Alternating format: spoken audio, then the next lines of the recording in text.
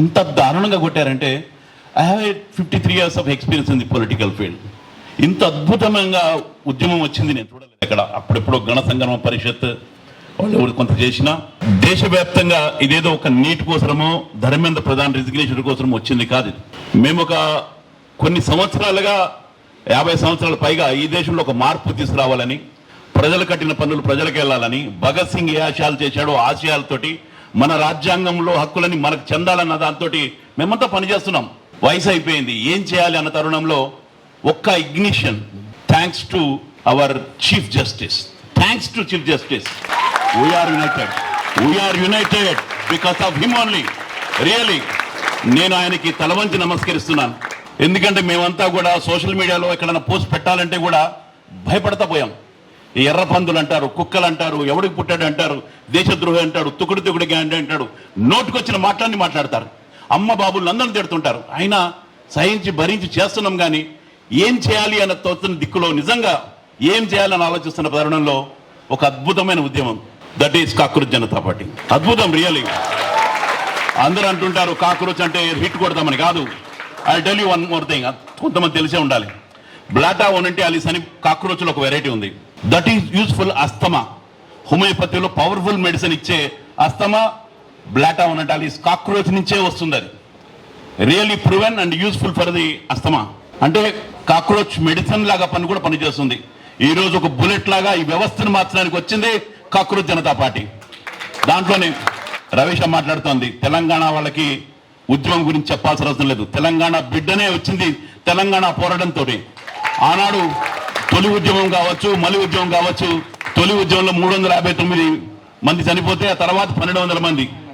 నీళ్లు నియామకాలన్నీ మనకే కావాలని చేశాం. ఈ రోజు ఒక పెద్ద పోరాటం జరుగుతుంది. ఎందుకంటే మనలో ఒక ఉన్న అశాంతి, ఎవరికి చెప్పుకోలేని అశాంతి, ఎవరికి చెప్పుకోలేరు. ఎన్ని ఎగ్జామ్స్ రాసినా ఎక్కడో కొట్టేస్తూ ఉంటారు. ఈసారి నీట్ ఎగ్జామ్స్ రిజల్ట్ చూడండి, ఎక్కడికో వెళ్ళిపోయాయి. ఎప్పుడు సౌత్ నుంచి వస్తాయి, ఎట్లా వెళ్ళిపోయాయి. ఈ కరప్షన్ ఎక్కడ, ఎన్ని రాజులు.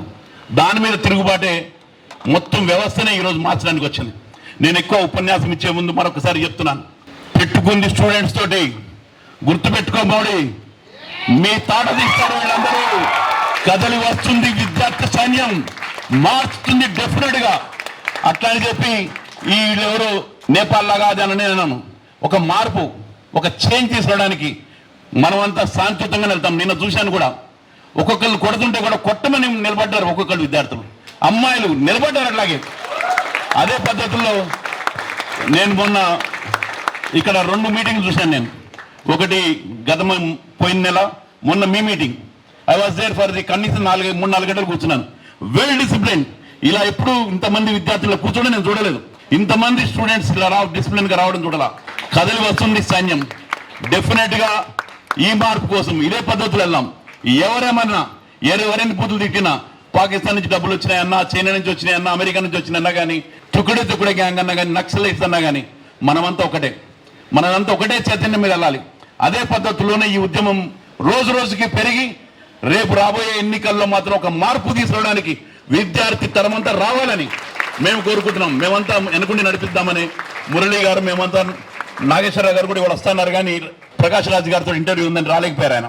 ఇంకా ఎంతో మంది, చాలా మంది ఉన్నారు ఇక్కడ. ఇదంతా ఒక్కొక్క రోజు ఒక్కొక్క బిందువే ఈరోజు మహాసముద్రం అవుతుంది.